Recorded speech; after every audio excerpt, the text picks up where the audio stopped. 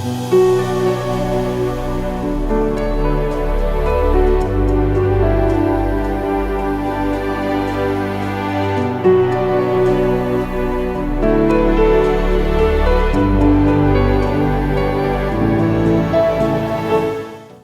தி Lord. கர்த்தருக்கு ஸ்தோத்திரம். தேவாதி தேவனுக்கு துதி கன மகிமை உண்டாவதாக. ஆண்டவருடைய நாமம் மாத்திரம் மகிமைப்படுவதாக. இயேசு ஆசீர்வதிக்கிறார் நேரம் என்ற சிறப்பு நிகழ்ச்சியிலே நாம் இணைந்திருக்கிறோம். இயேசு ஆசீர்வதிக்கிறார் நேரம். இயேசு கிறிஸ்து உங்களை நேசிக்கிறார். ஆகையினால தான் ஆண்டவர் உங்களோடு பேசுகிறார். மெய்யான தேவன் இயேசு ஆசீர்வதிக்கிறார். ஊழியங்கள் திருச்சபையிலிருந்து உங்களுக்கு செய்தியை கொண்டு வருகிறேன்.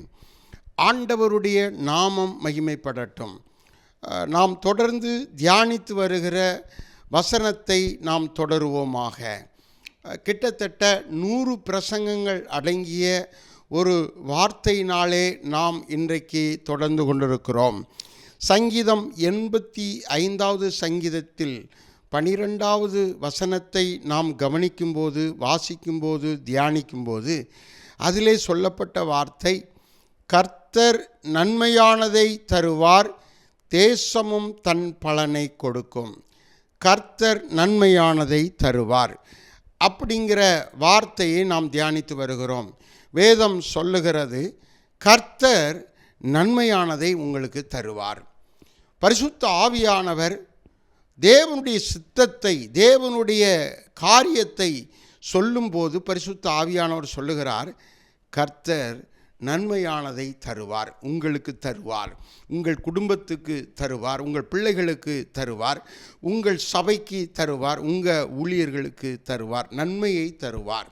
நாம் நன்மையை சுதந்தரிக்க வேண்டும். பிரியமானவர்களே, தீமையானவைகளை நாம் சுதந்தரித்தால் அது நம்மை சாபத்தில் கொண்டு போய்விடும். பிசாசின் கையில் அதை நம்மை ஒப்படைத்து விடும். ஆகையினால நன்மையானதை சுதந்தரிக்கணும். கர்த்தர் நன்மையை தருவார்.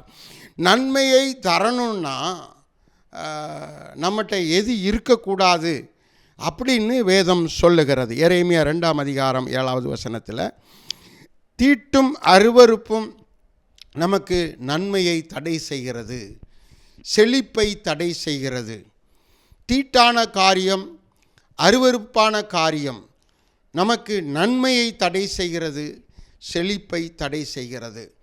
ஆகையினால தீட்டு நமக்குள் இல்லாமல் பார்த்து கொள்ள வேண்டும். இயேசு பூமியில் எல்லாரிடத்திலும் பேசும்போது சொன்னார், நம்முடைய வயிற்றுக்குள் போகிறது, வாயின் வழியாய் வயிற்றுக்குள் போகிறது நம்மை தீட்டுப்படுத்தாது. ஆனால் நம்முடைய வாயிலிருந்து புறப்படுகிற வார்த்தை, வஞ்சகமான வார்த்தை, ஒழுங்கற்ற வார்த்தை, ஸ்தோத்திரம், அநாகரிகமான வார்த்தை, சாபமான வார்த்தை நம்மை தீட்டுப்படுத்தும் என்று ஆண்டவராகிய இயேசு சொன்னார். ஆகையினால நம்ம வாழ்க்கையில் தீட்டான காரியங்களை நம்ம அனுமதிக்காமல் நம்ம ரொம்ப கவனமாக இருக்கணும். உங்களுக்கு நன்மை வருது, நன்மை தருவார், நன்மை செய்வார். ஆனால் உங்களுக்குள்ள அது, உங்கள் குடும்பத்துக்கு அது பழிக்காமல் இருக்கிறதுக்கு காரணம், உங்கள் பிள்ளைகளுக்கு அது நடக்காமல் நன்மை பெற்றுக்கொள்ள முடியாமல் இருக்கிறதற்கு காரணம், ஸ்தோத்திரம், உங்களுக்குள்ள தீட்டு இருக்கிறது, அருவருப்பு இருக்கிறது, தேவனுக்கு பிடிக்காத சில காரியங்கள் உங்களுக்குள்ளே இருக்கிறது. அதை நீக்கிவிட்டால் நன்மை உங்களுக்கு வந்துவிடும் என்று ஆண்டவர் ஆவியானவர் உங்களிடத்தில் தெளிவாக பேசுகிறார். அந்த கவனிங்கள். மகன் இருக்கிறான், 33 வயசாயிட்டு கல்யாணம் முடியல, நன்மை நடக்கலை அப்படின்னு சிலர் வருத்தப்படுறாங்க. நன்மை நடக்கலை, மகனுக்கு திருமணம் நடக்கலை அப்படின்னு பெற்றோர் வருத்தப்படுறாங்க.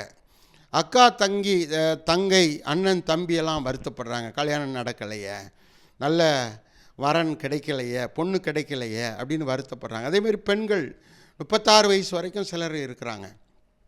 அவங்க நல்ல வரன் வரலை, திருமணம் நடக்கலை, நன்மை நடக்கலை.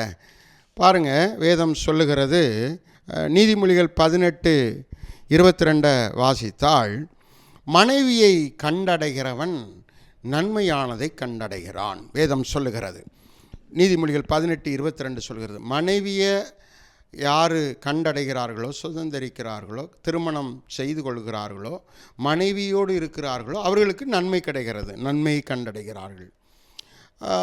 ஸ்தோத்திரம் தெளிவாக இதே தான் பெண்களுக்கும். புருஷனை கண்டடைகிறவன் நன்மையானதை கண்டடைகிறாள். அப்போது அந்த ஏற்ற காலம் வரும்போது திருமணம் நடக்கணும். மகனாக இருந்தாலும் மகளாக இருந்தாலும் திருமணம் நடக்கணும்.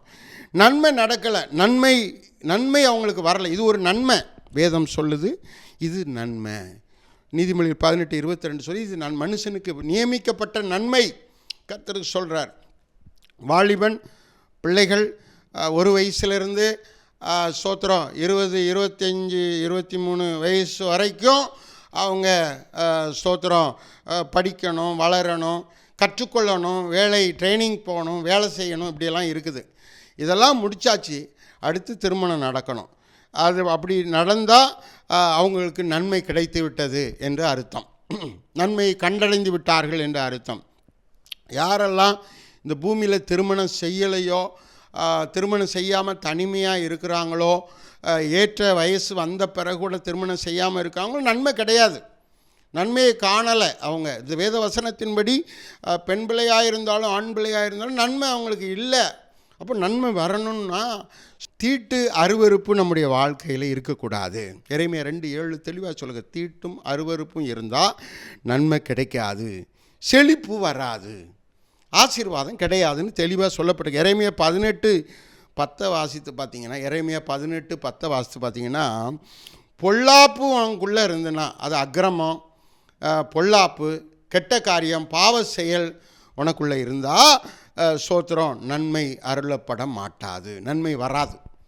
ஆகையினால நம்ம தேவ சமூகத்தில் நாமும் நம்முடைய பிள்ளைகளும் ஸ்தோத்திர பலிகளை செலுத்தி ஜெபம் பண்ணி பாவ அறிக்கையிட்டு பாவ மன்னிப்பை பெற்றுக்கொள்ள வேண்டும், மனம் திரும்புதலை பெற்றுக்கொள்ள வேண்டும். பொல்லாப்புக்கு விலகி ஜீவிக்கணும். கர்த்தருக்கு ஸ்தோத்திரம். அப்படி ஜீவித்தால் மாத்திரமே நன்மை நமக்கு வரும், நன்மை நமக்கு அருளப்படும். ஆகையினால் நன்றாக கவனிக்கணும். இந்த பிரசங்கத்தில், இந்த செய்தியில் கர்த்தர் நன்மையானதை தருவார். ஆனால் வராமல் இருக்கிறதுக்கு என்ன காரணம் அப்படின்னா, தீட்டு நமக்குள்ளே இருந்தால் நன்மை வராது, அருவருப்பு நமக்குள்ளே இருந்தால் நன்மை வராது. எரேமியா 18:10 சொல்கிறது, பொல்லாப்பு நமக்குள்ளே இருந்தால் நன்மை வராது. பொல்லாப்புன்னு சொன்னால் மனிதர்களுக்கு செய்கிற பொல்லாப்பு, தேவனுக்கு விரோதமாக செய்கிற பொல்லாப்பு, குடும்பத்தாருக்கு விரோதமாக செய்கிற பொல்லாப்பு. 3 வகையில் இந்த பொல்லாப்பு நடக்கும். குடும்பத்தாருக்கு விரோதமாக, அண்ணன் தங்கச்சி அப்பா அம்மா இவங்களுக்கு விரோதமாக செய்கிற காரியம், குடும்பத்துக்கு விரோதமாக செய்கிற பொல்லாப்புகள், தீய காரியங்கள், தீங்கான காரியங்கள், ஸ்தோத்திரம் சபைக்கு விரோதமாக, ஸ்தோத்திரம் மனிதர்களுக்கு விரோதமாக செய்கிற தீய காரியங்களெல்லாம் பொல்லாப்பாக இருக்கிறது. அது செய்யக்கூடாது. அப்படி செய்தால் உங்களுக்கு நன்மை வராது, நன்மை தடைப்பட்டு விடும். வேதம் சொல்லுது, கர்த்தர் நன்மையானதை தருவார். பொல்லாதவர்களாகிய நீங்கள் உங்கள் பிள்ளைகளுக்கு நல்ல ஈவுகளை கொடுக்க அறிந்திருக்கும் போது பரலோக பிதாவானவர் உங்களுக்கு நன்மையானதை கொடுப்பது அதிக நிச்சயம் அல்லவா என்று வேதம் தெளிவாய் சொல்லுகிறது. அவர் எவ்வளோ பெரிய மகத்துவமான தேவன், எவ்வளோ பெரிய நல்ல தேவன். அவர் பாருங்கள், யாருக்கும் கொடுக்கக்கூடாதுன்னெலாம் கிடையாது, எல்லாருக்கும் கொடுக்கறதுக்கு ரெடியாக இருக்கிறாரு. ஆனால் நம்முடைய பாவங்கள், நம்முடைய பொல்லாப்பு, நம்முடைய அக்கிரமம், நம்முடைய சாபம், இது வந்தெல்லாம் சாபம். இந்த பொல்லாப்பான ஒரு செயல்பாடுக்குள்ளே ஒரு ஆள் இருக்கிறாருன்னா அது சாபம். பொல்லாப்புன்னு சொன்னால் ஒரு எடுத்துக்காட்டு வச்சுக்காங்களேன்.